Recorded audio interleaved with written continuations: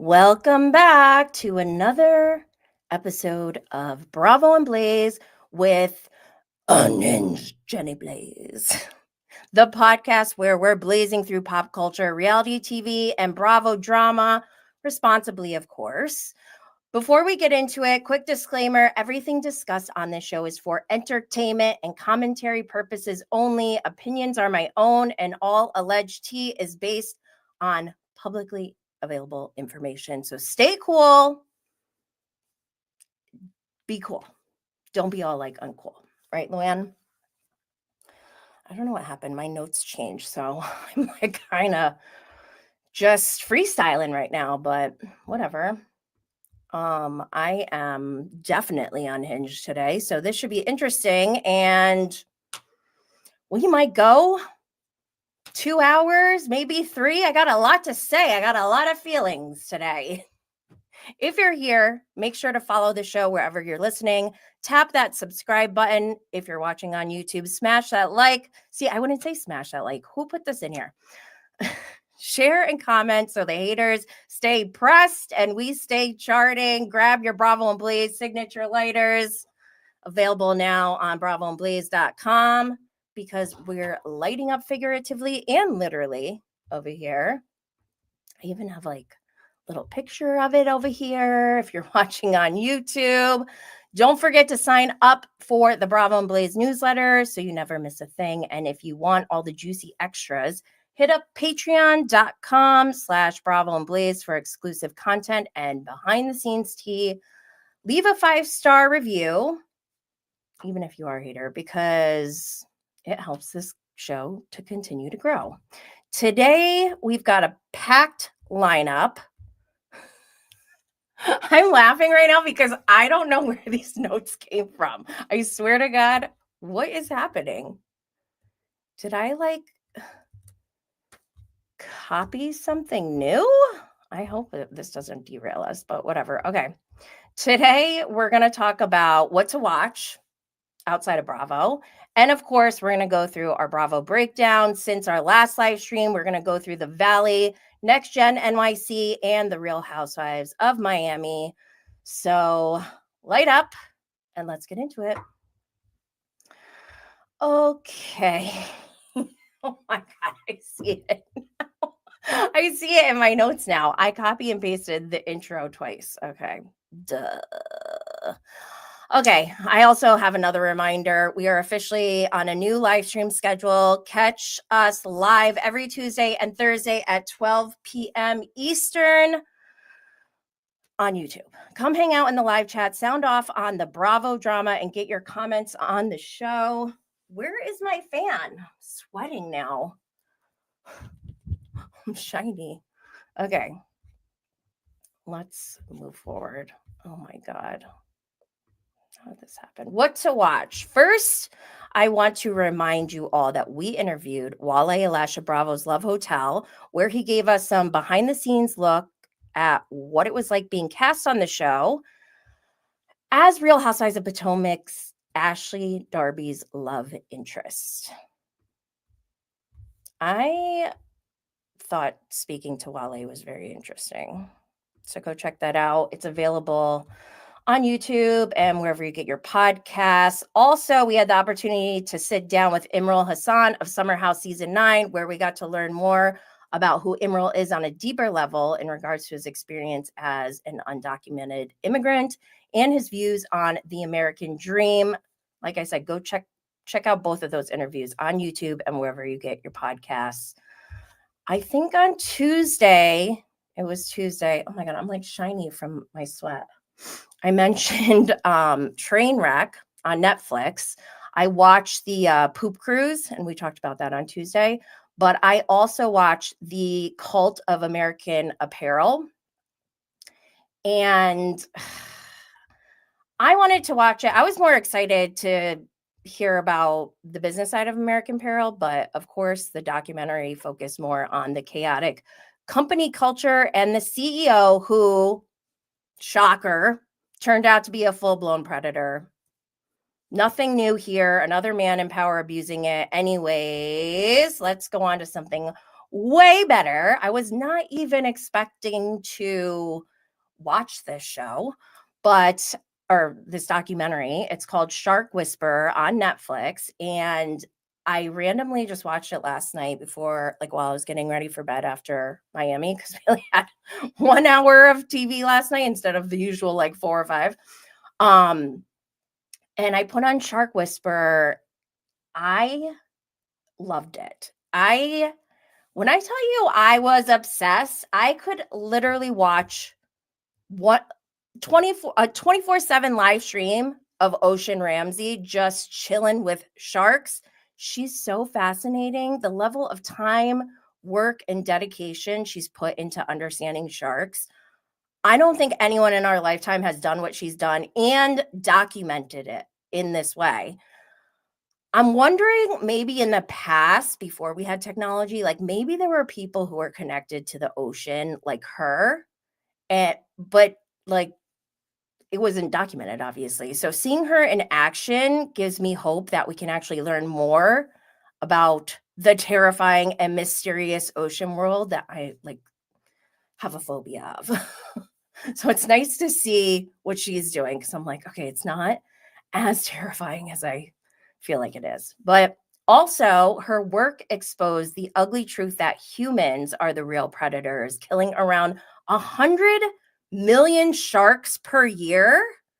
I hope I got that stat right, because that's a wild number. And I am not an expert, but with that number, I mean, I can't help but believe that that's got to be destroying the planet in ways that we can't even fully grasp yet. So I'm glad that it took years for Ocean Ramsey to outlaw killing sharks in Hawaii, and they still have a long way to go, but it's a very uplifting story. I really loved it. I'm still sweating a little bit. Anyways, so I just recommend this one. I want more Ocean Ramsey content immediately. We need to protect the sharks, protect the ocean, and protect Ocean Ramsey at all costs. Okay, let's move on. I see not paid by anyone is here. Max is here. Happy birthday to Max. It's Max's birthday tomorrow. Woohoo! Whoop it up, Vicky Gunvalson style. Okay, I can't stop sweating. All right, we're going to move on to Secret Lives of Mormon Wives, Season 2, The Reunion, which was on Hulu.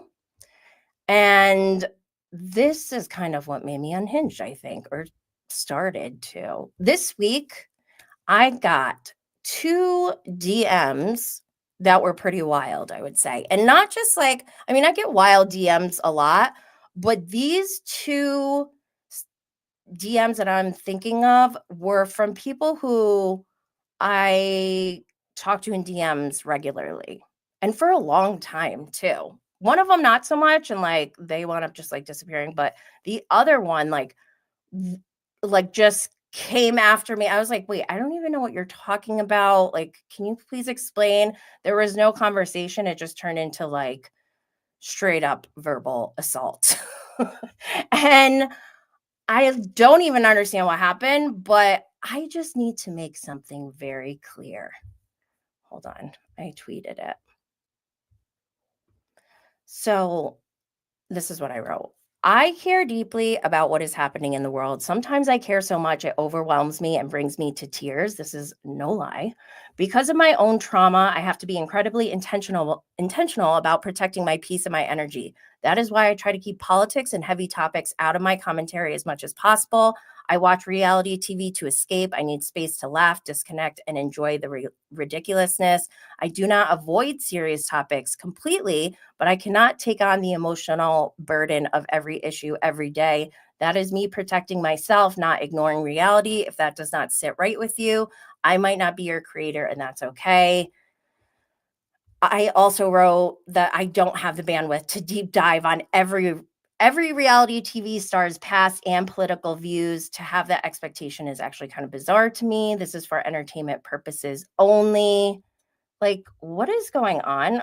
Is everyone okay? I mean, I know we're not okay with what's going on in the world, but this is not the space for all that. This is an escape.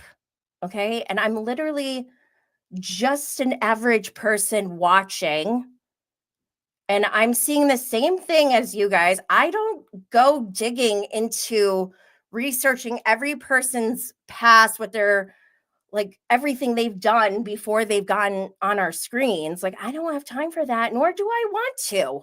I just want to be entertained and talk about it. So I don't know. I'm not sure what I'm going to do yet. I've been thinking about not engaging in DMs on Instagram anymore. For those of you who are listening to the podcast, I don't know if that's how we communicate. And I don't want to get rid of that. So I'm not exactly sure what to do. I was thinking about maybe just keeping my one-on-one chats in our Patreon community so that at least like, I don't know, there's some kind of like accountability, because I am not giving free passes to people to just attack me in DMs. And I think that I might be at a point unhinged enough where I may stop engaging in DMs altogether. So I guess join Patreon and see, because I don't know what I'm going to do. But I don't want to lose those real connections that I have. And I don't want to close off any new connections. So I'm not really sure how to handle that, but I'm fed up. All right, let's move on to the actual reunion. First, they start off with this whole drama with Marciano from Vanderpump Villa, Demi and Jesse. We still don't know exactly what happened, but we did get texts between Demi and Marciano. And while there's nothing very explicit about them hooking up or anything along those lines that show that are like a clear line of infidelity, because don't forget Demi is married. These text messages were kind of gross. It was like flirting, it was sexual, it was gross. And I think probably, I don't know, for me personally, I don't think it's appropriate to speak to a man this way when you're married. But I don't know, right? I Who knows? I'm confused with these Mormons, because they're like, they follow these strict guidelines every day, like with their coffee and stuff like that. But then they do things like this, speaking to a man outside their marriage, talking about like, ugh. So I don't know. Do I have to read it? Demi said, get excited. Haha, baptized by fire. Is this how you sweet talk all the ladies? Marciano said, baptized by fire. Oh no. All right. If that's what you want for me, LOL. I didn't realize I was sweet talking you. I can't see behind these captions, but there's like a picture of oysters, and Demi said, gonna hurl. He said, LOL, don't be a baby. She said, it's no different than swallowing. And I wholeheartedly stand by that. And he said, ha ha ha. So, fun fact about Demi, doesn't swallow. Got it. So I was so grossed out by this. Why is this happening? I'm shocked that Demi took it this far, because she knows that this is going to get out there, right? I mean, it's a little bizarre, but maybe that's why she wasn't at the reunion. But you know who was at the reunion is Jessie, who was not wearing her wedding ring. And I guess we're going to find out in season 3 what happens between her and Marciano. I don't understand why they hyped it up so much. And then we were talking about it right there at the reunion, but they won't tell us. It's kind of annoying. Max said Demi did not deserve a one-on-one interview.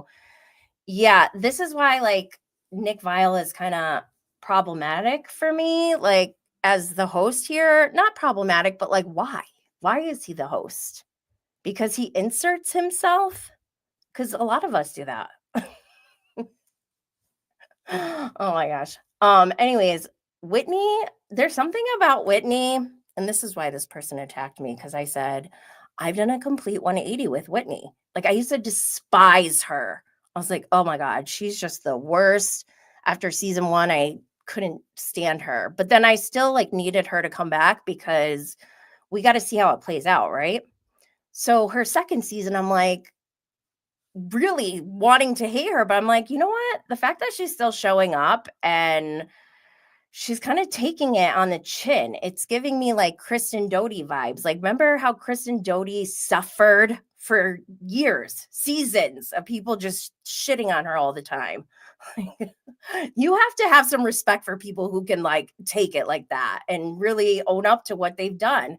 So, I mean, not saying that Whitney is the same as Kristen Doute, but I feel like Whitney keeps showing up. And yeah, maybe her motives are for her best interests, but what I'm seeing on social media with all their TikToks and dancing, they've kind of won me over. And especially after this reunion, because, and I actually feel guilty because after season one, I was like, what the hell is going on? Connor gets away with like cheating on his wife and no one says anything. And we're just supposed to like move on. But then we find out more about that. And it actually, first, it made me feel guilty for like hating on Connor so much. And I still don't think what he did was right, but like, I don't know. It's hard to like feel like he's so terrible after what he shared.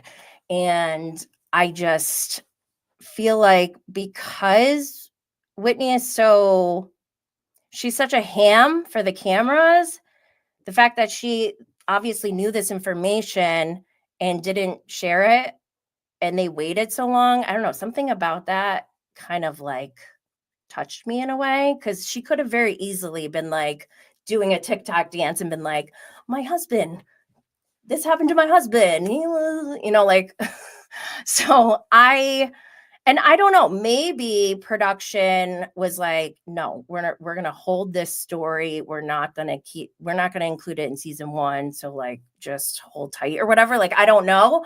But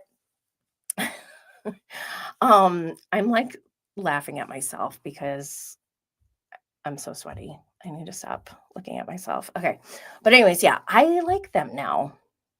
And that's why I was attacked. Again, why is Nick Viall the host? I really didn't like how he was talking down to Whitney, and Whitney and him even got into it. And I was like, like, why is he targeting Whitney right now? This feels inappropriate from the host. Or maybe, I don't know. Do we like that? Do we want that to happen? It was bizarre, that interaction. What else? I'm sorry, but does anyone else think Dakota is like so freaking hilarious? He is so funny when he is not even trying to be funny. Just he's so, I don't know, like I don't want to be mean because I don't want to hate on him, but I feel like he's kind of a doofus. And he's just like, oh, like I don't know, walking around without thinking about anything. I don't know what he's thinking. Like breathe in, breathe out. I'm not sure. But it's so funny.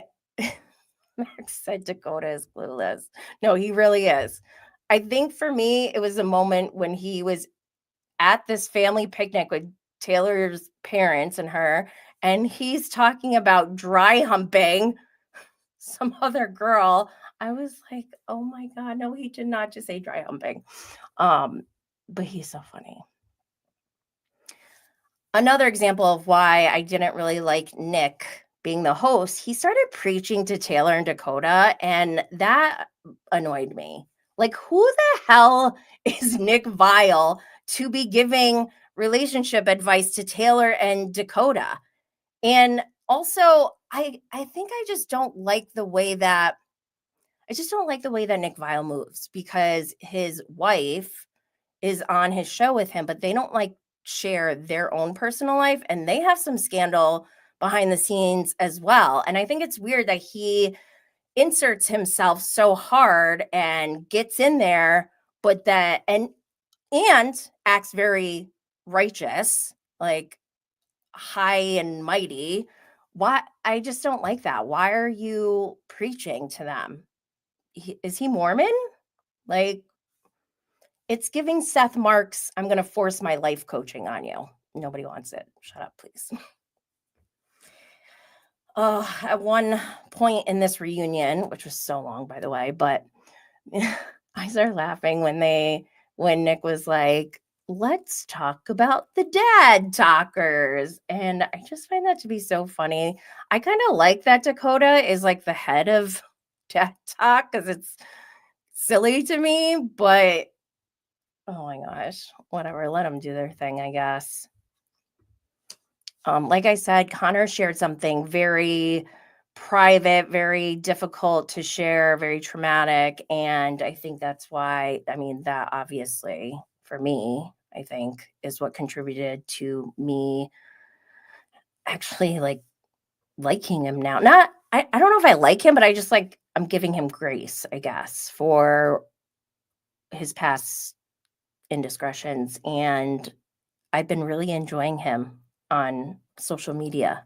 So I'm here for them and I'm rooting for them. What else?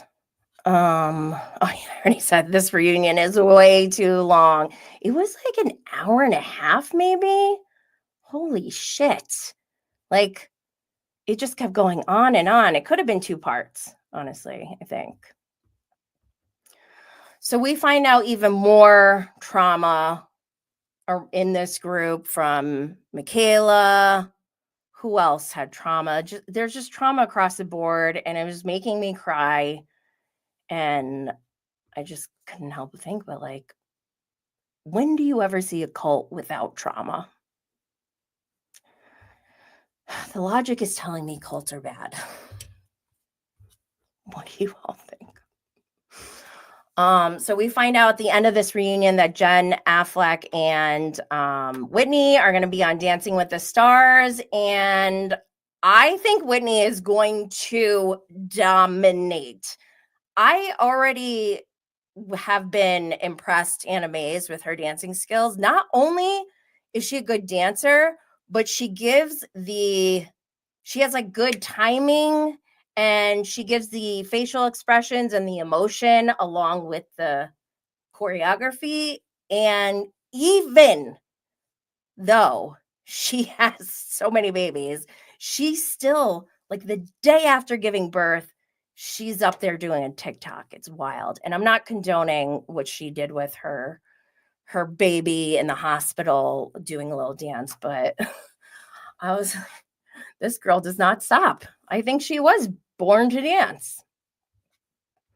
Just Kelly said, I haven't seen the reunion yet, but I'm glad to hear your take. I find Nick Viall hard to take. Yeah, he's Max said she's a great performer. She really is.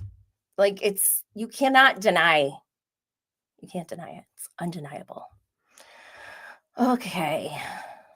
Love Island. So on Thursdays, when we talk about Love Island, we're only talking about one episode. Thank God. Because Tuesday, we talked about Thursday night, Friday night, Saturday night, Sunday, and Monday. Ugh, it's so much. I don't know how you all live this Love Island lifestyle. This is not normal. And I love when I talk to like Love Island loving friends because they're like, this is normal. No, this is this is not normal. It's not. But on this last episode, don't forget we had Nick and Sierra become like officially closed off. I didn't know that was like a term that people use. So they're closed off. That means they're like committed. I don't know what that means on Love Island. That means they're not exploring anyone. Does that mean they can kiss in challenges, but not outside of challenges? Like the rules are so weird in this world. But I did think it was funny because don't forget that all the women are wearing thongs like 24/7. And I couldn't help but notice as soon as Sierra and Nick get closed off, she's wearing actual shorts for once. I was like, oh, does that what that means? So if you get closed off, you don't have to wear a thong anymore? Is that how it works? Or is that just a coincidence? Just Kelly said, Love Island is going off the rails. It's no longer fun to watch. They've lost the plot. Yeah, I have no idea. Like, is this normal? Is this business as usual? Because all of it seems crazy to me. And because it's so crazy, I laugh probably when I shouldn't be laughing, like when it's inappropriate, because I know everyone is like in love with Amaya Papayas. They're all out there loving her. And I love that. Like, I love when people get passionate, but I don't feel that strong of a connection to anyone. Like, I don't have a strong parasocial relationship with anyone other than Charlie, but I'm done with Charlie. I don't know if we want to talk about that. I got the major ick from Charlie, so we're over. But it was the video where he was driving and recording himself. I don't know what, that just gave me a huge ick. So yeah, we're no longer together in my pretend world. But Zack, at one point and I hated this part because they did the stand on business challenge or whatever, where they all ask questions. It can be anonymous or it can be signed by you. And I, first of all, love this challenge. This is very much like, who would you throw off your wagon, or read your meanest text message, or go around the table and say one thing you hate about each other. It's so messy. But I know everyone was very sad when Amaya was up there because the guys were going after her, like, oh, you're too clingy, you get attacked. Like, it was wild. It was pretty wild. But Zack, something about Zack, it makes me laugh all the time. I'm not sure if it's because of his haircut. I don't know why his haircut makes me laugh so much. But he goes, at one point, he's like, I don't even know your second name about Amaya. And that part made me laugh so hard, because at the end of the day, when you take a step back from this entire show, the whole concept is wild. So what are you even talking about? Like, they have no arguments to stand on. I just think the show is nuts. Also, Ace, oh my God. Ace goes up there. He wanted to make sure he told everyone that he is 5'10", because he's talking about his number one op, Chris, who's like 6'7" or 6'8". Oh no, who he was talking about? Austin, I think. He was comparing him and Austin, and he goes, you got a 6'5" man, and one of us is 5'10". In my mind, I'm like, is he talking about himself? I think he's referring to himself. And then I started spiraling, because obviously Ace's height has been a big topic this season, and I don't want to shame him. Like, he's cute. I don't like, I know there's a thing as tall privilege, and I talked about it actually with Imran Hassan last week, but I don't like to play into that tall privilege. Like, I almost want to do the opposite. Like, if I see a tall person, I almost want to give them a hard time, because I just don't. I want to balance it out. I'm here for justice. I do have a fan, by the way, not paid by anyone. I need a fan G. Ace is 5'10". Just Kelly said Ace is 5'10", and I'm a supermodel. So someone sent me a picture of Ace standing next to Ariana Maddox, who is 5'5", and granted, she wears heels on this show usually. So let's just give her 3 to 5 inches. That gives Ace a height of around 5'8" to 5'10". It could be true. Maybe all these people are giants, and he's just the shortest one. I don't know. 5'10" is not short, I don't think. Whatever. I'm 5'2", so and anything is tall for me. Oh, like I said, I really like this challenge. For one, there's no bodily fluid exchange, so that's a plus. But also, like I said, it's pretty messy. Huda goes up there. They're laying into her, and she gets reamed up there. She goes, when she's done, she goes, fuck this fucking game. And she throws her cards, and the rest of them, they all just start clapping. I was like, this show is so nuts. Oh my gosh. I don't even know what Huda said. I don't even remember. I'm just like, this is so crazy. Then we have Taylor go up.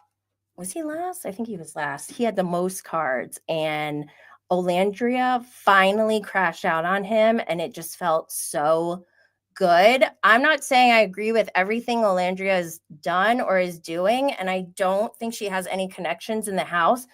But again, this is my first season, and I'm confused with what the goal even is. I'm very confused with the strategy that some of these guys have. Like Ace, what is his strategy? What is he doing? And if there's a goal for just being like the person I want to hang out with the most, it's Olandria. Like I want her to win. I don't know. I just feel like she's better than all these guys, and she deserves the money by herself. That's actually what the trend is overall in the general population. Women are choosing to be alone with their money, with peace and happiness. And I'm here for it. Get him. And then there was a voting, which I didn't know is like so fast. There's a very short window to vote, and I luckily got it this time. So I voted for Nick and Olandria. This is my first time voting ever. Some people were like giving me crap for it. I voted for Nick. It said, who do you like the most? And I couldn't really pick. So I just said Nick.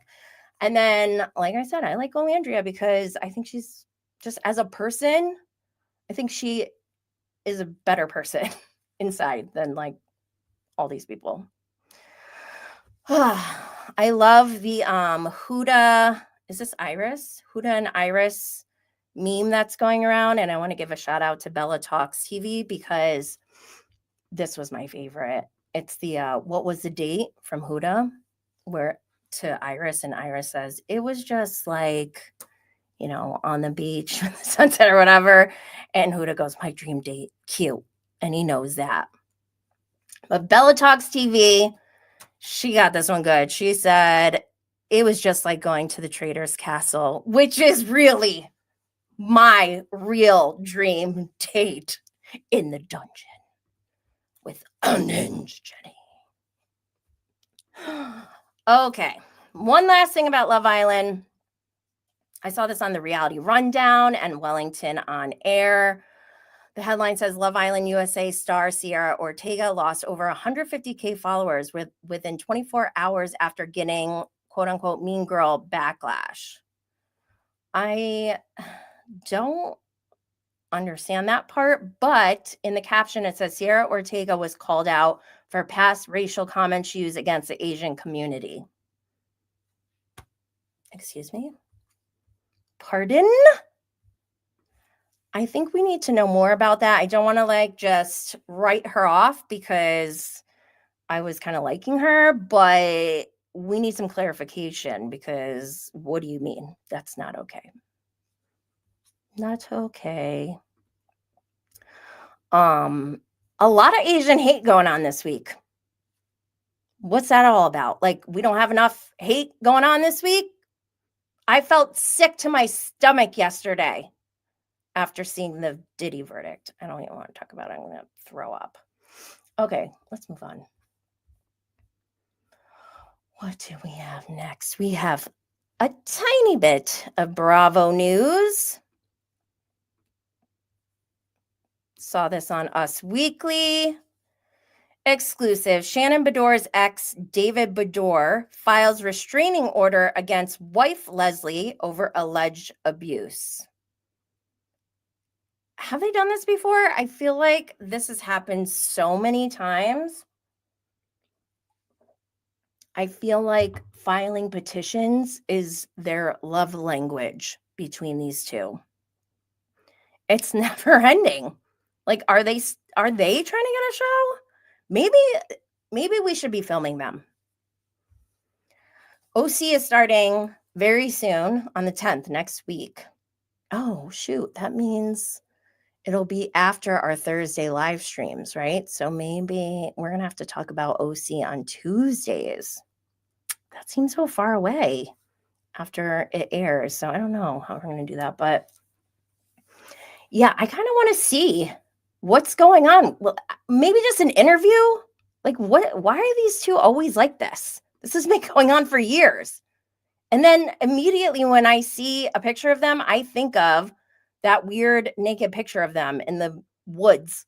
What was that all about? And who took the picture? Why did they do that?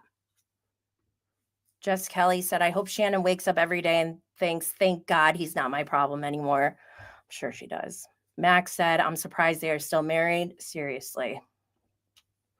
Wild. Okay. Let's move on to something I want to talk about, and that is shrooms and weed. First, quick little accountability check, because I know my haters are watching. Hi, Bronwyn. How's my wellness journey going, you ask? Well, I haven't worked out at all since my last live stream, but I have been staying consistent with my diet and my Rise matcha every morning, and we love her. Bloating, I just got my period today, but I don't have my usual period bloat. Sorry, TMI for anyone who didn't want to hear that. I'm still manifesting my end of summer glow up for my trip that I told you all about on Tuesday. If you want to get on your gut health game too, head to risesuperfoods.com and use code JennyBlaze15 for 15% off. The link is in the show notes. Next, we have Mad Labs. I talked about this on Tuesday. I couldn't believe that like 96% said that you guys have never tried these. And I mean, I'm not that shocked because I never tried them either, but I've been using them since I got them and I kind of love them. Like these might be my new favorite. I love them. I love like the branding too. Anyways, I wanted to just mention that because if you are like me and you love a good cart, especially I love that they're 2 grams. I love that they have like the technology of how much battery is left and how much and what setting you have it on, like low temperature or high temperature. Why am I sweating again? Follow at madlabs.official on Instagram and see if your local dispensary carries them. Okay, I'm sweating. We need to move on. Let's go to our Bravo TV lineup. What is up first? Okay, we have The Valley. Season 2, episode 12, Will You Maui Me? Unbeknownst to Kristen, debatable, a fishing trip Luke planned is where he plans to pop the question. Brittany feels hurt and left out when she learns she isn't a part of Kristen's proposal. Janet threatens to leave the trip early when she finds out it was all a cover for Luke and Kristen. Okay, let's talk about The Valley. First, before this episode aired, I saw a post on Taste of Reality on Instagram, and the headline says, attorney believes Jax Taylor needs to be fired. He's a liability. I mean, I've been saying this, and I'm no high-powered LA attorney Jamie E. Wright, but I've been saying this, so I'm kind of glad that finally an actual high-powered attorney is saying the same thing that I've been saying. Like, I don't understand why Bravo continues to keep him. He's still scheduled to go to BravoCon. Like, what? That seems like a train wreck episode. Like, oh gosh. I'm seeing it, the train wreck episode playing out in my head. Like, they were warned. They knew it wasn't a good idea, but they did it anyways. I don't know. And Alex Baskin, you need to stop. We need to cut it out. I'm over this. Because while I understand a lot of people are on Jesse's side because they're like, oh my God, Michelle cheated, blah, blah, blah, whatever.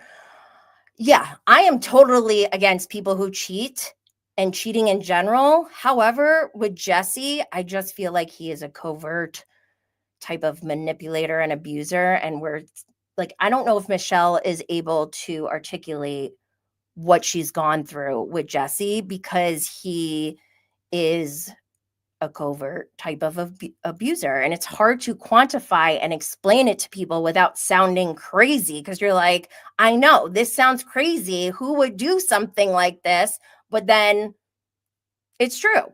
People like Jesse Lally would do something like this. So, and then he's always got an explanation for it. It's just, I can't take it. I can't take it. And I blame Alex Baskin because imagine, or actually don't imagine, just think back. Let's go back to Vanderpump Rules in the early years when Kristen Doute messed up big time. She slept with Jax Taylor while she was dating Tom Sandoval right after Stassi and Jax broke up, who was, Stassi was like her best friend. So it was a betrayal on different levels, and everyone hated Kristen Doute. They were calling her crazy Kristen. It was just like nonstop hating on Kristen. But then that hate energy wasn't equal for Jax or Tom Sandoval, and Kristen was just gaslit the whole time. So fast forward to Jesse Lally, he's kind of like how Kristen was, and everyone's like, not everyone, it's like definitely divided in the group, but I just like don't understand how people were so against Kristen when she actually was right about everything about Tom Sandoval and the Miami girl and all that stuff. She was right, and they're still like gaslighting her beyond. But then when Jesse brings it up, it's like, oh, we need to talk about this all season long. Like, I don't care. I don't care if Michelle cheated on Jesse. Not because I am okay or condone cheating, but I just feel like there's way more to this story. And I think Michelle is just fed up. I think I feel bad for her. And I think Aaron has been kind of like a savior for her, just like logistically with the whole living situation and financially, because I do think that Jesse is financially abusing Michelle. I don't know if it's like covert or outright. I don't know the details of their divorce, but it said a lot that he was like, when he found out that Kristen and Luke were getting engaged, he insisted they get 1,000 white flowers. And his entitlement on that was crazy to me. Like, you're putting this amount of time, effort, and energy into Kristen and Luke's engagement, who you couldn't stand last season, but then you can't even hug your own wife to the point where Isabella thinks it's weird when you guys hug while you're married. Like, don't play in my face. Don't mess with me. Oh my gosh. Max said Jesse was giving me Sandoval. Yeah, he's very similar. Just Kelly said Jesse is just a more sophisticated version of Jax. Can't stand either of them. I agree. I think Jax's abusive behavior is very open. We can all see it very blatantly, but with Jesse, it's way more disguised.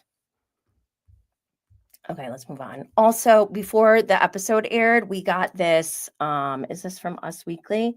Yeah, I saw this on Bravo Snark side. Us Weekly gave Kristen and Luke a like first photos spread of their baby Kaya. And she's so pretty. Their baby is gorgeous.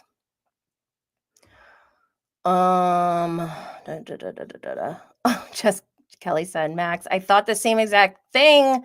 The Rochella proposal. Yes, that's what you guys were talking about. Yes, Jesse. Oh, so on the after show, they tell us that Jesse actually put in more effort to try to get 1,000 flowers. Like, why are you so entitled and privileged to think that someone just has 1,000 flowers ready for you at any given moment? Like, that is a big order. Ugh, can't stand him. Again, I don't care if Michelle cheated on Jesse, but he's going to make it a thing, probably for the rest of his life. Also, we hear Brittany saying that this is her first vacation without Jax in like 10 years. Oh my God. I felt lighter for her when she said that. I would have been like dancing around. And I felt that energy from her. She seemed very, very, very happy, in like a very good mood. Even when it was her, Janet, Michelle, and Aaron, they were sitting at the pool. They're talking about Kristen. It was like a real shitty conversation about Kristen, which Brittany didn't like speak up for Kristen at that moment. So for her to get so upset about not being included in the proposal is kind of weird. But you could just tell Brittany is just so happy. It doesn't matter what is happening around her as long as Jax is not around. They're like talking about this shitty conversation with Kristen. And even though it's like a negative conversation, Michelle and Aaron are like, well, on that note, we're going to go get a couple's massage. And Brittany's like, oh, that's so sweet. And I just thought it was so funny because she, despite her going through a divorce, she's still like rooting for love. Brittany. She's funny. Okay, let's talk about Luke. Luke. What is actually wrong with Luke? I like Luke, by the way, but this is a serious question. Why did he snort wasabi? And why did he have that crash out on this trip? And why did Bravo hype up that moment where he's yelling at Kristen in bed, only to give us that same like glimpse, very tiny glimpse without any context? I'm like, this is crazy. What, like, why is this even happening? Was he drunk? Was he nervous because he's going to propose? Like, why was he acting like this? This was nuts. And then I started thinking, like, wow, Kristen and him actually are a really good pair, because remember how Kristen used to be the vacation terrorist. She used to terrorize Stassi, the rest of the group. I have this gif here. Remember when she fell over that ottoman in Solvang with Lala? Lala was like, that was trashy. Like, when you have Prison Mike saying you're trashy, that's a problem. But yeah, I was like so annoyed that they hyped up that scene so much with Luke. And if you're here on YouTube, you can see the visual. I have a picture of him like yelling from bed. And I started asking some questions. And I don't know if this is true. I don't have like hard receipts, but what I heard, and I think this source is pretty reliable, is that what happened is Kristen came into the room when Luke was sleeping and she had all the cameras, and he just wanted to go to bed, and he's like, why are the cameras here? And they weren't leaving. So like he got up and left and went and slept on like a bench somewhere, which that context makes sense. But I don't know if that's really what happened. And I don't know why Bravo was so focused on this scene. Like, it really didn't have anything to do with anything. So Just Kelly said, oh my God, vacation terrorist, best description. I think somebody else called it like dark passenger. Oh my God, Kristen is so funny. They're about to go on this fishing boat, which I feel like I would be like Kristen in this moment.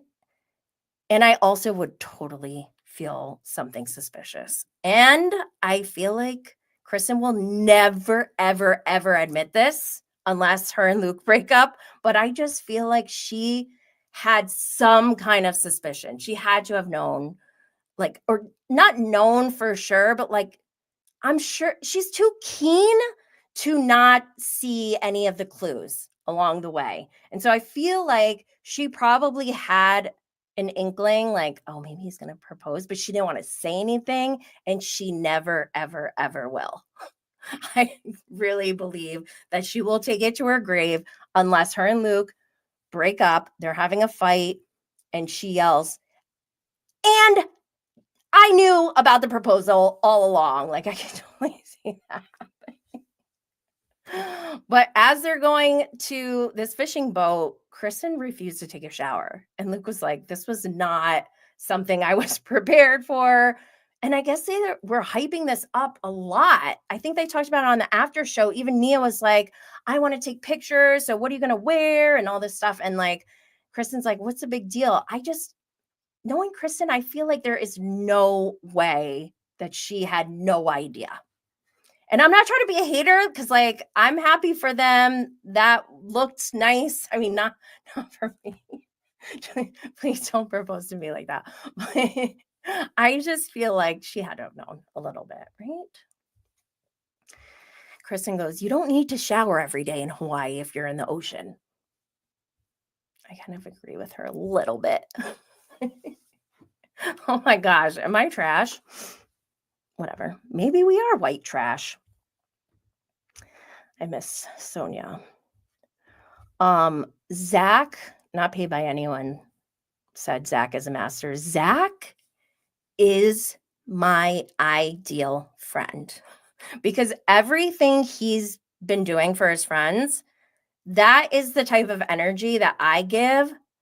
And when I don't get that in return, I see no purpose in like continuing a friendship. Like I'm like a ride or die. Like if you're going to be my friend, like I'm going to be an amazing friend to you.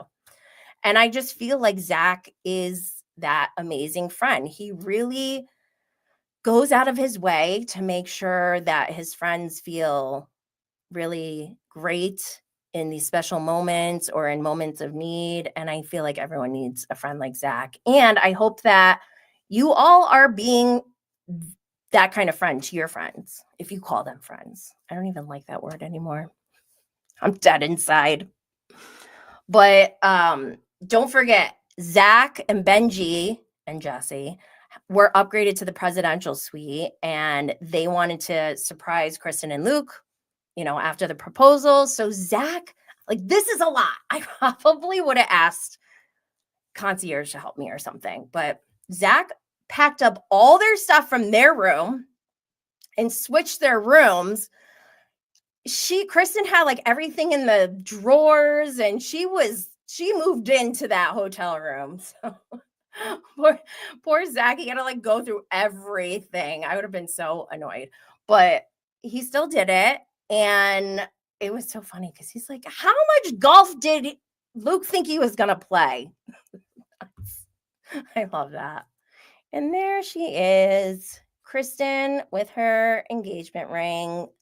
She's got her happy ending, happily ever after. I should say happily ever after, not happy ending. We're so happy for her. Okay, let's move on to the after show. I already feel like I know everything I need to know about Jesse Lally, but one thing we learned on the after show is he's telling this story of 2 weeks before his wedding with Michelle, where they're drinking. They have like, I don't know, EDM music playing or something. Jesse goes to do like a yoga pose, crow pose or something, and leans forward, crashes into a glass coffee table and splits his head open. He's laughing, telling this story. Michelle like said it's the most blood she's ever seen in her life, and they had to like call 911, and he wound up getting 14 staples in his head. I thought this entire story was so disturbing already, just like the facts of what happened. But on top of it, the way that he was smiling and acting like that was a fun, happy memory is so weird to me. It's creepy, actually. And it's very obnoxious to me because why on earth would you be laughing about something like that? Like, are you going to be telling that story to Isabella someday and be laughing and be like, oh my God, isn't daddy so funny? No, Do you want Isabella to date someone like you? I don't think so. Get it together, Jesse Lally. God, I can't stand him. So then, just Kelly said, talk about a sign of things to come. Seriously. I mean, I think Michelle's probably saw the signs, but I feel like Jesse's the type where, like, you can't stop him once he's. Look at him with the roses and the flowers, the white flowers, psychopath. That also gives me narcissistic vibes, because why are you going this far out of your way for Kristen and Luke? You just became friends with them. You're not even real friends, are you? Because we know about your binder where you had this whole thing plotted out so that people would like you, make friends with Kristen. That's so weird. Anyways, going back to Brittany, a lot of people, I didn't know that people don't like Brittany that much. I thought everyone loved Brittany, but after I posted this, so it turns out Luke said he didn't include Brittany on the engagement because he was afraid that she would tell Jax, even if she didn't mean to. He felt like she's easily influenced by him and that he would be able to get information out of her. And then obviously if Jax finds out, then it's definitely going to be ruined. He'd probably show up and ruin it. So, wow, the comments on TikTok, on Instagram, I did not know how much you all had pent up. You guys have been building up a lot of rage against Brittany. And I get it. I get it. Like, how could you not see? But at the same time, like, I also understand when you're in that kind of toxic environment, it's hard to get out. Max said, I'm surprised. I love Brittany.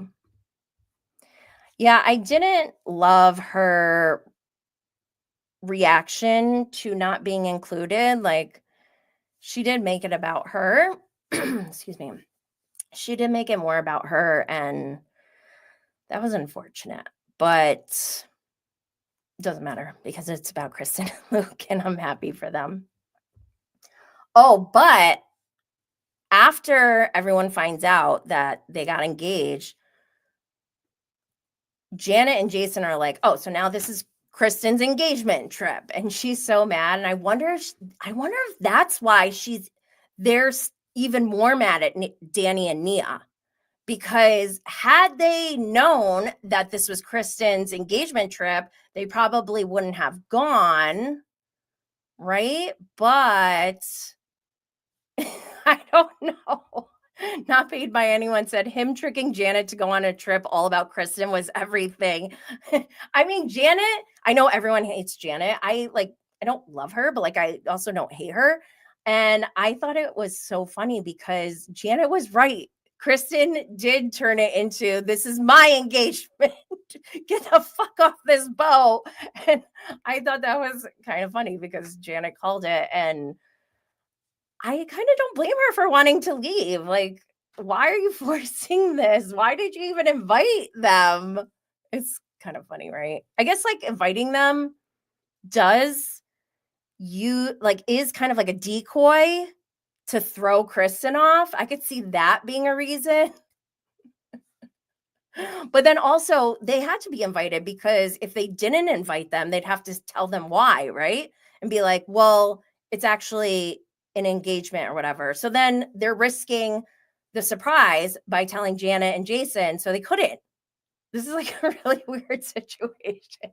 I don't think normal people would ever be in this situation. Okay, let's see. Max said, Janet is too much. I think they would have gone. It's their job. Yeah, what would have happened if they knew? I feel like they wouldn't have gone. I don't know. What do you all think? Let me know in the comments. Okay, next up, I think I got this from Bravo Snarkside.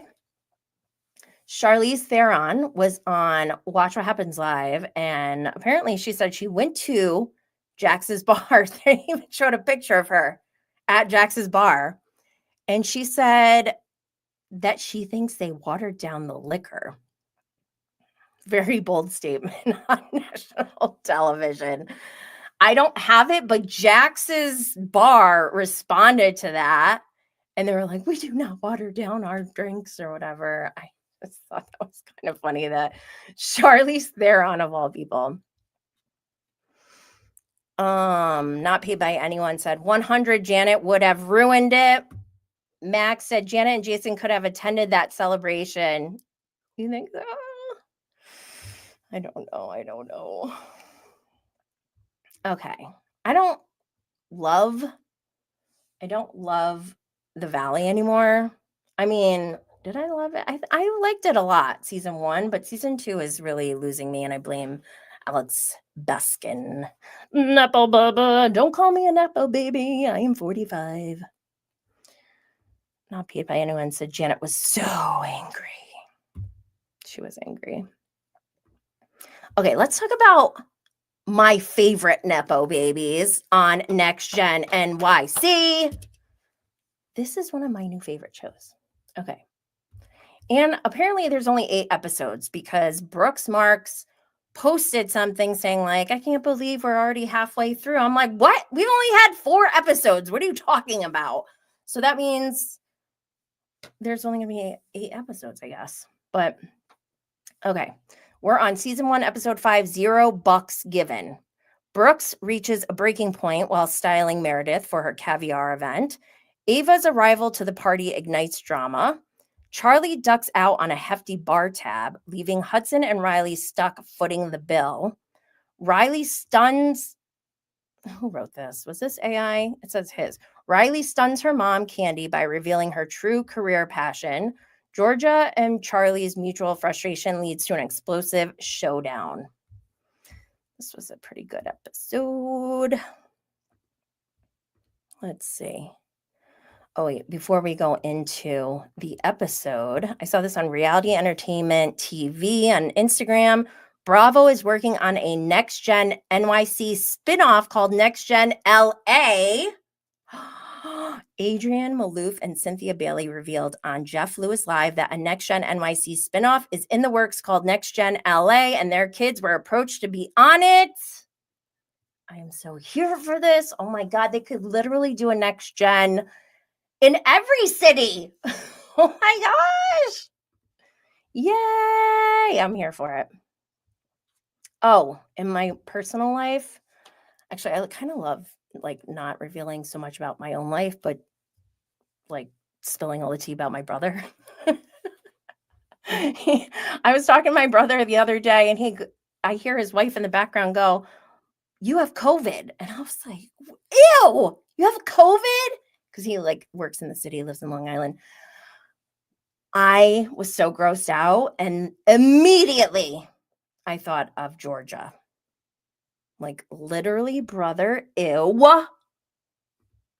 I said this back on June 3rd. I said, Georgia is the reason COVID got hit the hardest with COVID. Or New York City got hit with COVID the hardest. Ugh, gross. And even Charlie got COVID in this episode. Okay. Outside of the show, well, it is DJ Meredith Marks' show, in my opinion, but she was DJing this past weekend, and I got some of those clips for you all.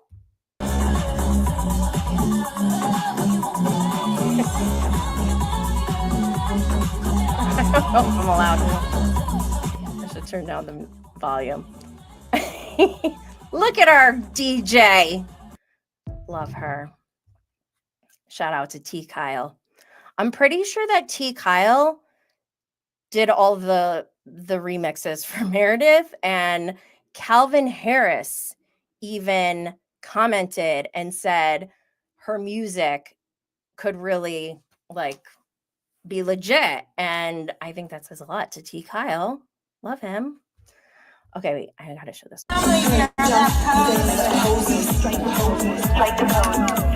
She said the family that poses is here.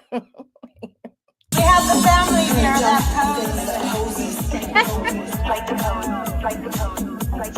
Oh my God, Meredith.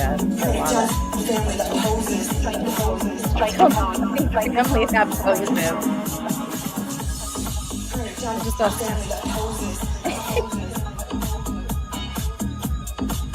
Good stuff. That's our girl. DJ Meredith Marks. Oh my gosh. Okay, let's talk about this episode. So last time we saw Ava talking smack about Ariana's fashion line, and we see kind of like the fallout after that happens. Ava seemed shook. I was not expecting that. Like, I don't know. I've seen this behavior before in people who are like from the New York area. So I was like, I've seen this before. And I thought she was going to like stand on business, but she didn't. She like backed down, and she even like apologized and all this stuff. But Gia was not having it. Gia's so ready to go all the time. Like that's like her role. I feel like she's there to back people up. And I don't know. I'm here for it. She's ready to engage. Now. Okay, this one. There's this scene of Brooks and Meredith. They're like shopping for clothes or whatever, and Brooks mentions how his mother fired him.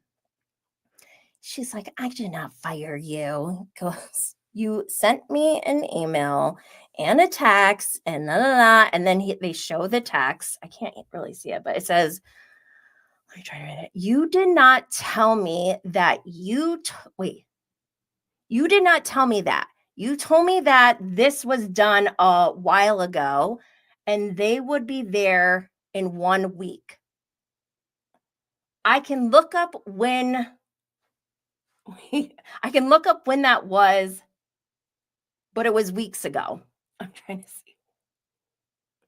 The whole thing has been held up over your lack of communication. The woman texted you a sample 10 days ago and asked for approval. And followed up for more. And then like his thumb is in the way.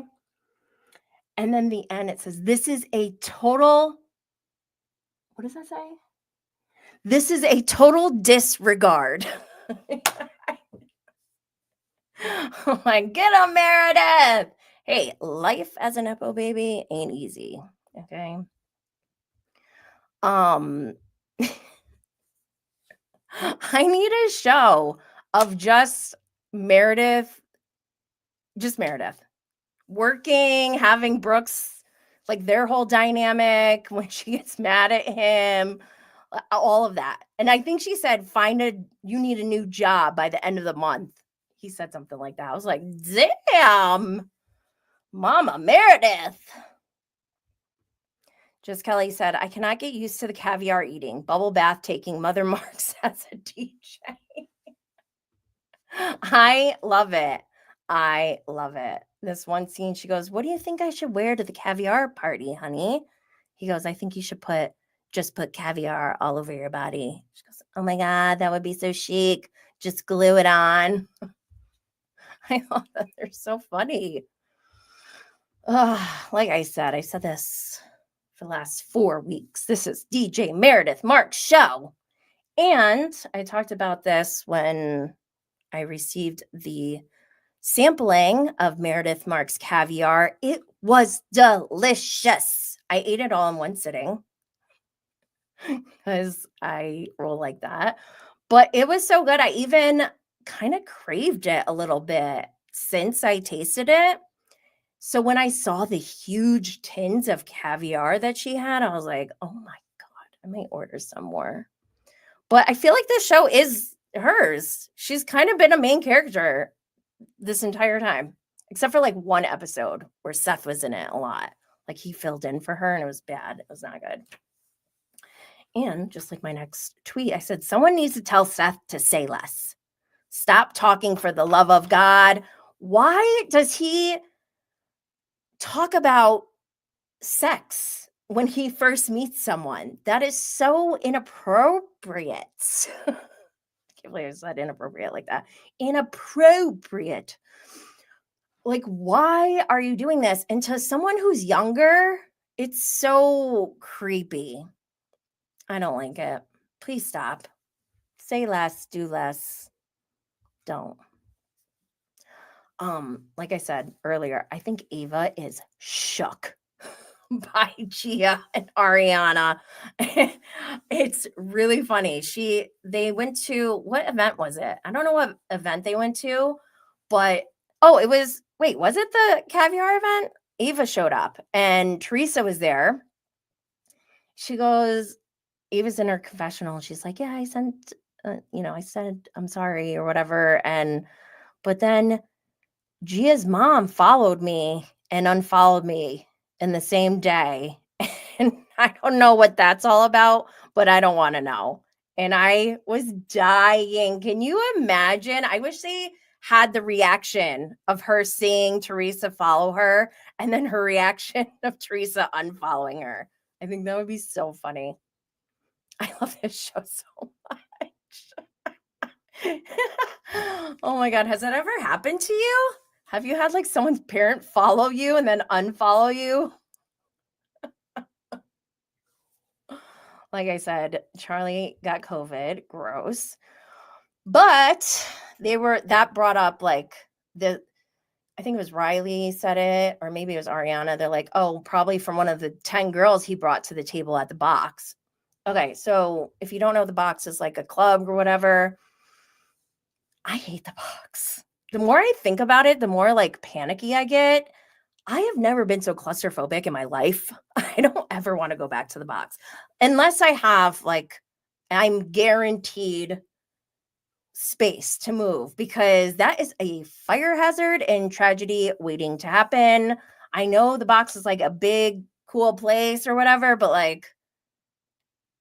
I'm scared of the second floor, especially that narrow hallway, like where the windows are. Oh, hell no. I've never been so claustrophobic before.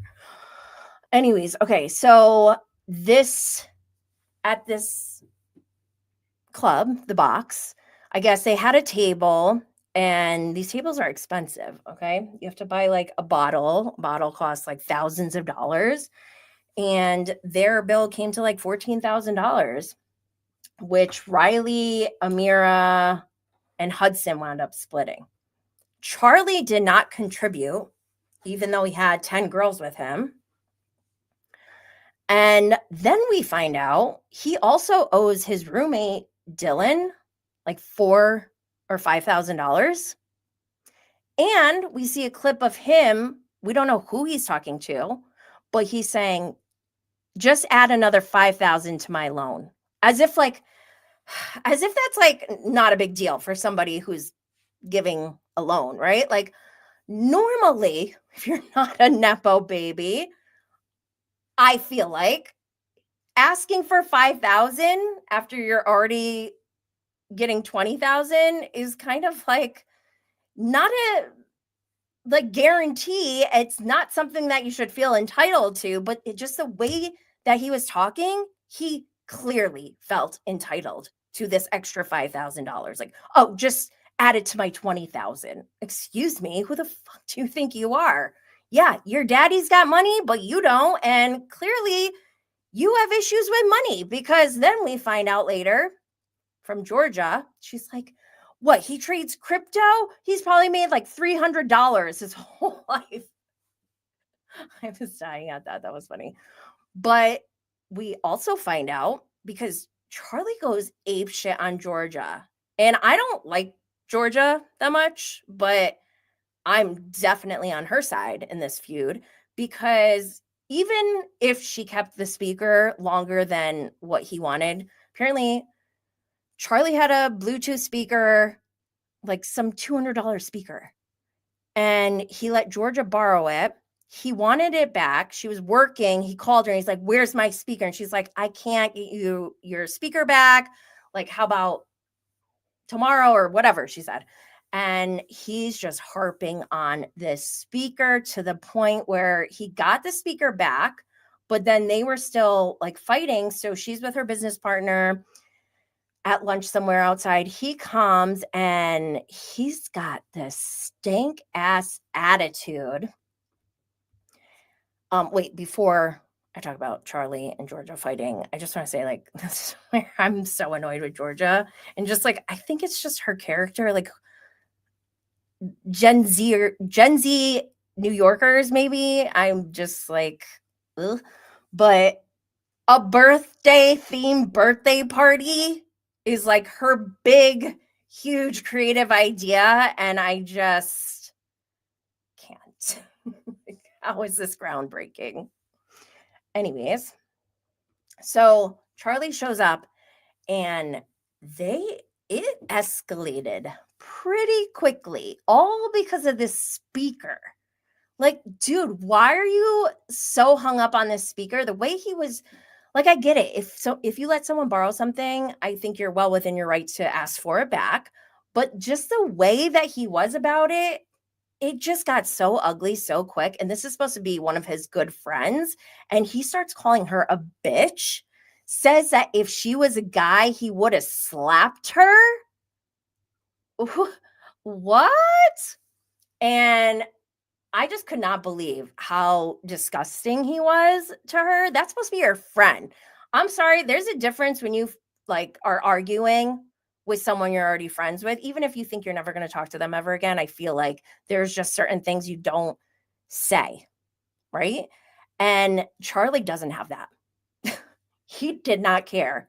Like, how are you going to speak to someone like that? And don't forget, he's 29. He's probably 30 now, but how are you going to talk to people like that? I just like, oh my God. Oh my God, my butt hurts.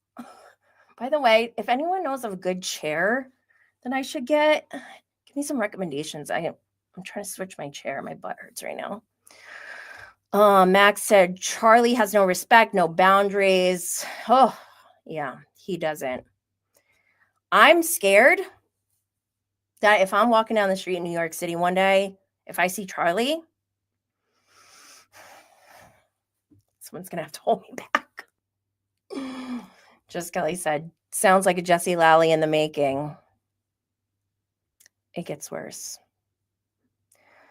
So I look at Charlie's. Actually, someone sent me this, and I think Queens of Bravo posted this first, but then I was looking at it again, and this is from Charlie's Instagram.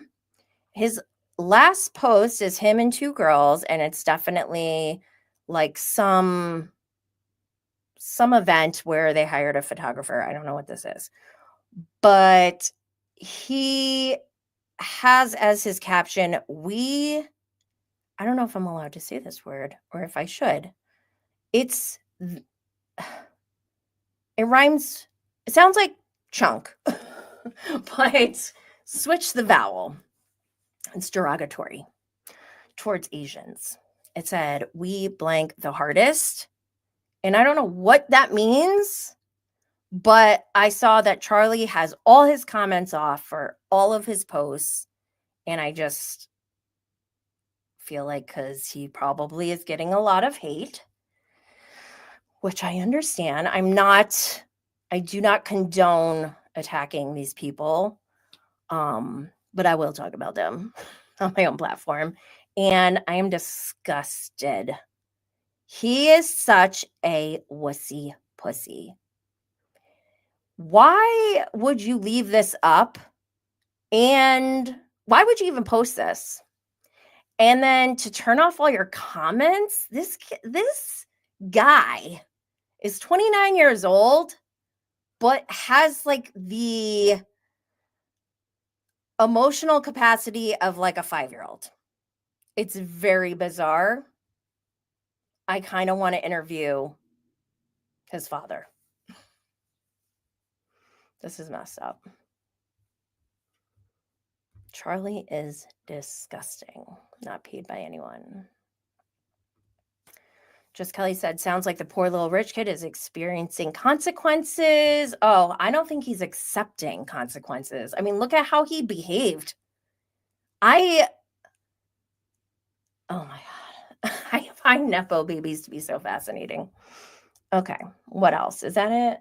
Do we have anything else for Next Gen NYC? Let's move on to Real Housewives of Miami. Okay, what do we got? Season 7, episode 4, Boogers and Birkins. Guerdy breaks down over the events from Marisol's surprise wedding party. Excuse me. Larsa introduces the group to Stephanie, a no-nonsense businesswoman. Adriana throws a baby shower for Julia and Martina, but a grieving Lisa makes a premature exit. Okay, let's talk about this one. Well, before we even get to this episode, I forgot that we got taglines. Let's go through taglines. Alexia, I may be a Cuban doll, but I'm no one's toy. Mediocre. Okay. Larsa Pippen, it's hard to get on my bad side because I don't have one. I don't know about that one. Guerdy, I'm a fierce fighter and an even stronger survivor. Go, Guerdy.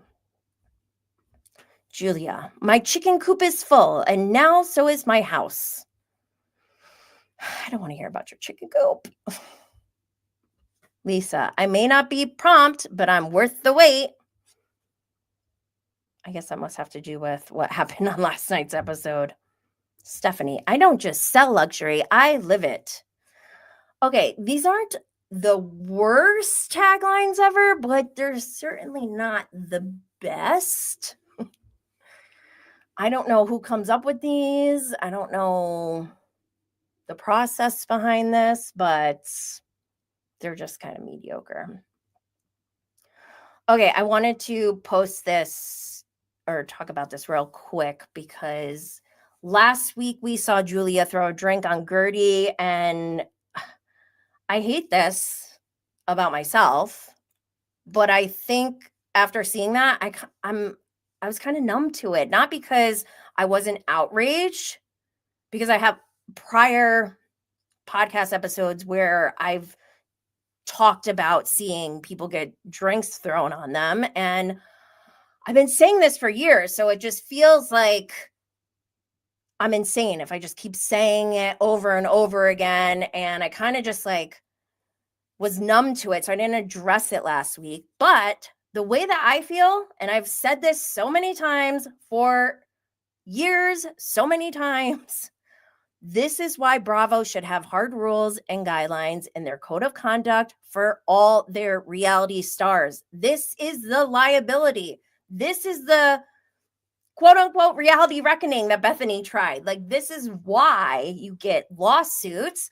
But if you have these guidelines and code of conduct that you have all your reality TV stars sign before they start filming, then you won't get into these toxic situations where the viewers are incredibly disturbed by the behavior that we're seeing on the show.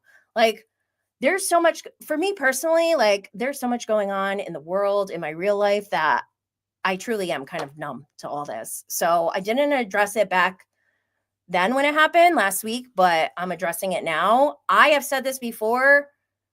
Throwing a drink on someone is considered battery. It's not assault, which Guerdy said in last night's episode, but it's still severe enough to be considered a criminal offense. And I've said this before when other people have had drinks thrown on them. If it were me, I wouldn't do anything but get up and walk straight to the police station, nearest police station. And if my car is closer, then that's where I'm going. And then I'm driving to the nearest police station because that is a crime. And battery is, so like I Googled it and everything. I posted the screenshot. It says, yes, throwing a drink on someone can be considered battery. Battery is generally defined as a harmful or offensive touching of another person without their consent.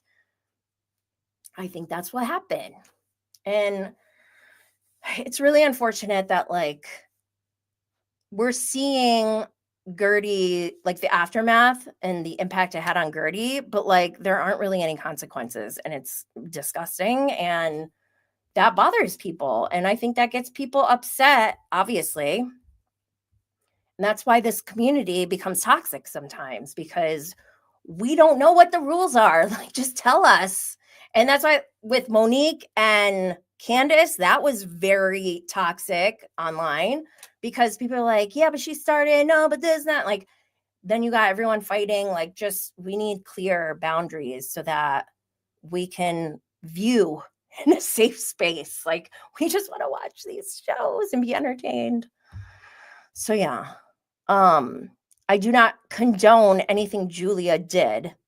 Just because I didn't say it last week doesn't mean I don't feel that way. Like, obviously that was gross. And then I think people got upset because I was like, oh my God, I love Kiki Barth. Like, I can love Kiki Barth as a person and still disagree with how she handled the whole drink toss thing because people were like, Kiki should have stood up for Guerdy more. And like, yes, but at the same time, like, I think her biggest concern was safety.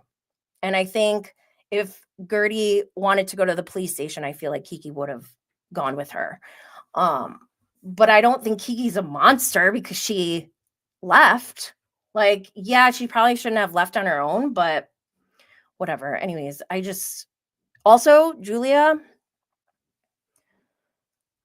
I don't know how people don't know this already, but I feel like Julia needs to learn because you can't, like, she called Guerdy angry and psychotic, and that was just not okay. I don't think, like, Julia cannot get away with playing ignorant all the time, and I think that that's been her go-to move, but we can't anymore. Not paid by anyone said, moreover, freaking Marisol goes on page 6 and says both were wrong. What did Guerdy do wrong? I didn't know that Marisol said they both were wrong. Not paid by anyone said, but Kiki was being dismissive to Guerdy. Yeah, I'm not agreeing with how Kiki handled that situation with Guerdy. I think that she needed, Guerdy needed someone by her side. And instead of staying and sticking it out with Guerdy, Kiki left. She fled. So that was not cool, obviously. But I don't know, like, that was like not, the whole thing was a disaster. Speaking of disaster, so this Lisa and Larsa feud continues, and I love Lisa, but what she said, she like stood on this with 10 toes down. She's like, you know what I did? I sent her this. And she shows Marisol what she sent Larsa. It was a picture of Lisa's father in the casket. And Marisol was like, oh my gosh.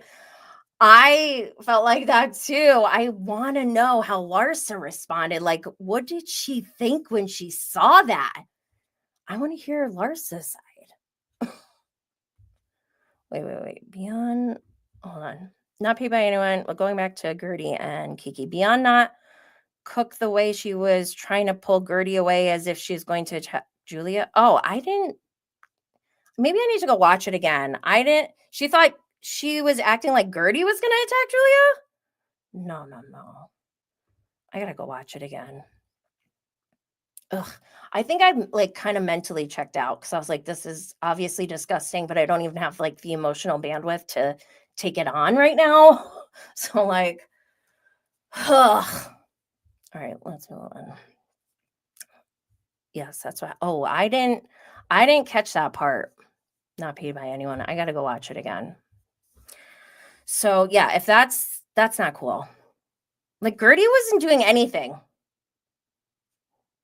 And Julia was way out of pocket even before that happened. She like went up to Steve and was like, Steve. And then she's like this close to Marisol and Steve's face while they're kissing. She's like, I love seeing you kiss. Like, that was so weird to me.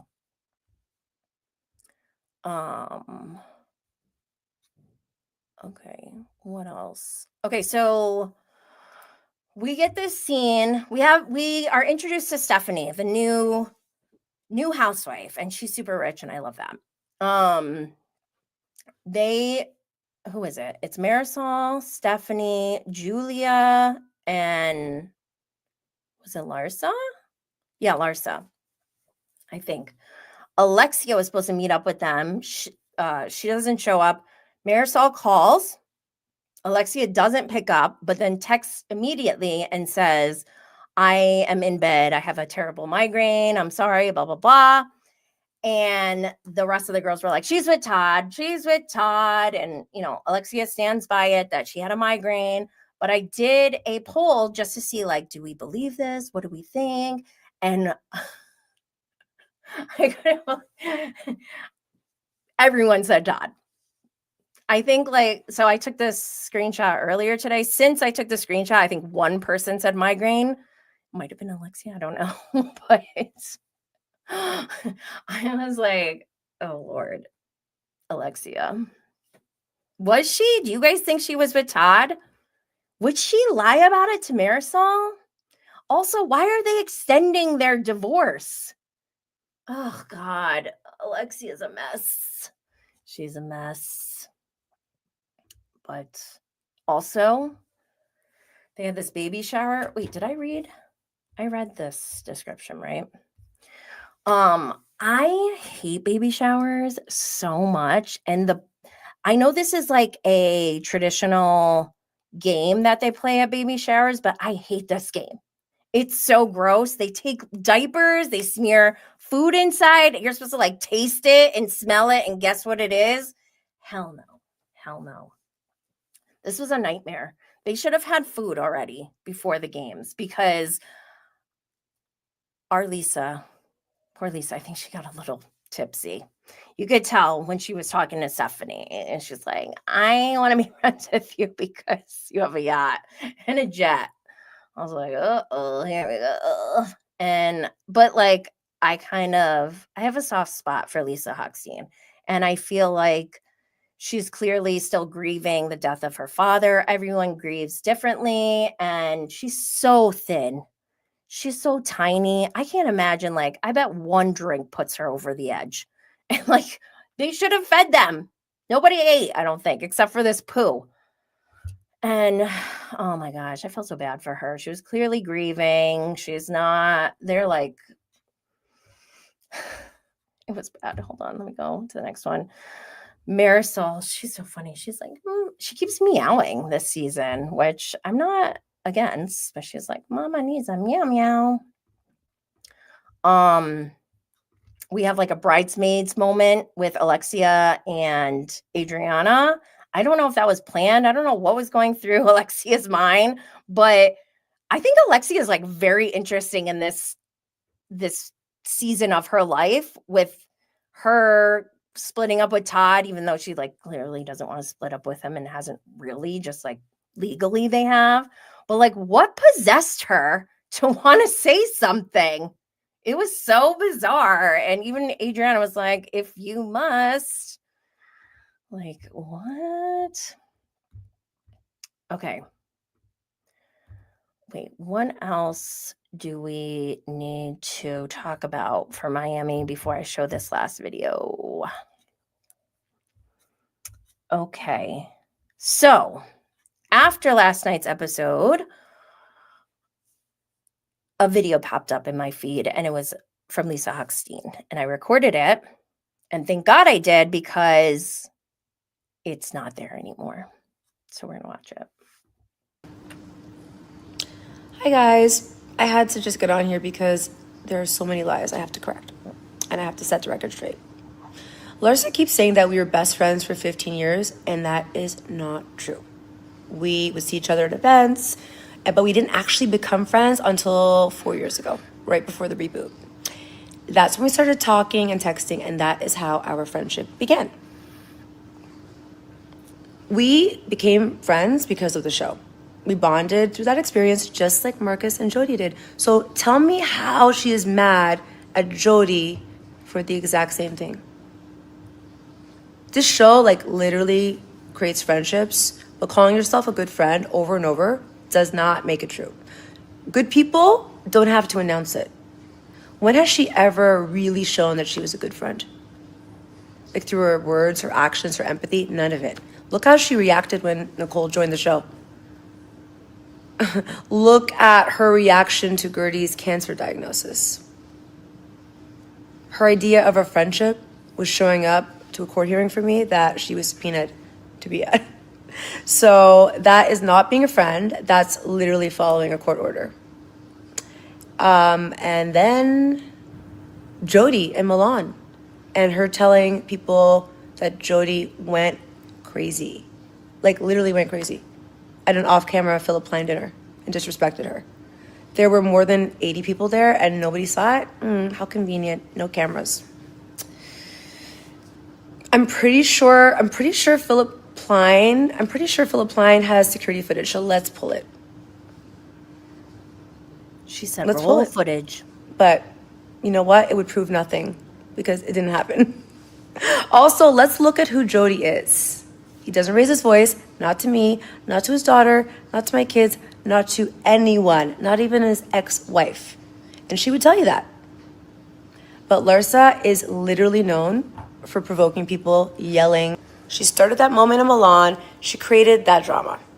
This wasn't real. It was manufactured to fit her storyline. She's done it before. She'll do it again. So tune in next week as the Lysa Pippen tour continues. Good night. Love you. Ooh. What are you all thinking about this? One, I still can't believe that they are, well, I can't believe that they're still fighting. Like, I thought this was going to blow over eventually, but I'm kind of loving this Lisa, who is not taking anyone's shit anymore.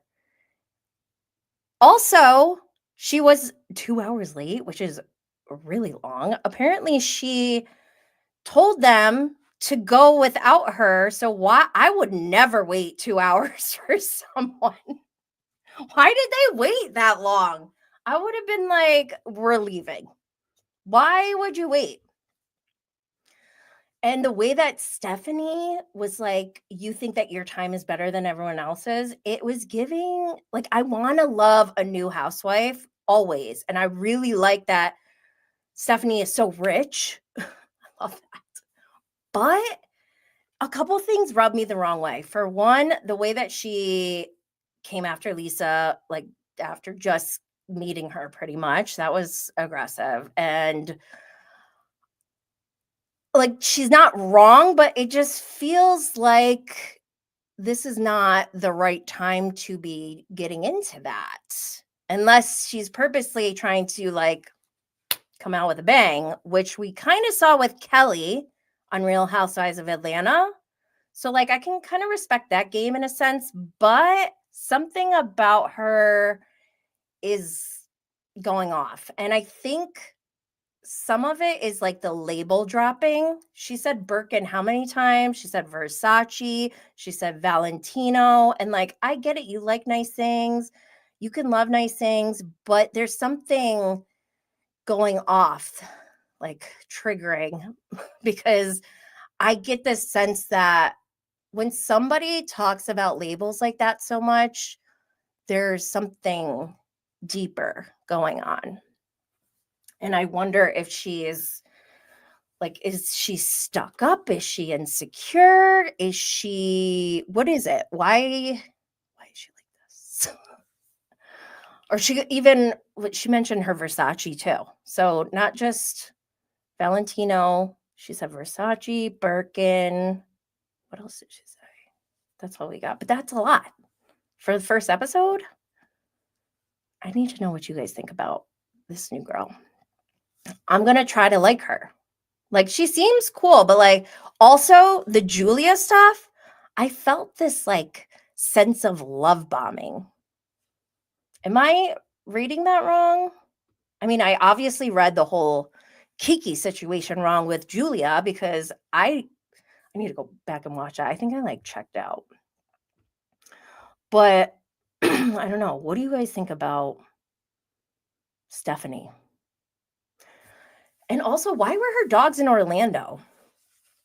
Why did she need to take a plane there? Isn't it like an hour and a half from Miami? And they said like, how long of flight is that? Just to like get ready to go, like take off and land feels like a lot of extraness, but I don't know. That's housewife life, I guess. Anything else? Does everyone hate me? Nobody wants to talk anymore. On deck. What do we have on deck? More Love Island. We have a marathon of Love Island coming up from now until Tuesday, so buckle up. See if my vote did anything. We have the reunion of Real Housewives of Atlanta Part 1. We have Below Deck on Monday. And if you're not tuned in, I suggest you catch up to the McBee Dynasty because it's nuts. There are dead chickens in this show that allegedly someone on the show caused. Like, what the fuck? It's wild, very wild. And the stakes are high. They're talking like $20 million loans and $6 million like paychecks or something. I don't know. They're stressed though. And it's very interesting, very unhinged. Okay, what else? Is that it? All right, well, that's gonna do it for today's episode of Bravo and Blaze. Oh, boy, with Unhinged Jenny Blaze. I didn't even read this outro that I have written here. Don't forget, we are live every Tuesday and Thursday at 12 p.m. Eastern on YouTube. So come hang out, get your comments on the show, sound off in the live chat, and be part of the Bravo and Blaze fam in real time. If you love today's episode or if you hate it, maybe you hate it, probably. Hit follow, tap, subscribe on YouTube, like, comment, and leave a 5-star review. It's literally the freest way to support this show and keep us growing. And grab your signature Bravo and Blaze lighters at bravoandblaze.com because we stay lit, figuratively and literally. Sign up for the newsletter so you never miss a thing. And for the extra juicy unfiltered tea, check out patreon.com/bravoandblaze. We're building this community brick by brick, one chaotic Bravo recap at a time. Stay cool. Don't be all like uncool. I'll see you all on Tuesday for our next live. Protect your peace. Protect Ocean Ramsey. And I'll see you all next time. Stay lit.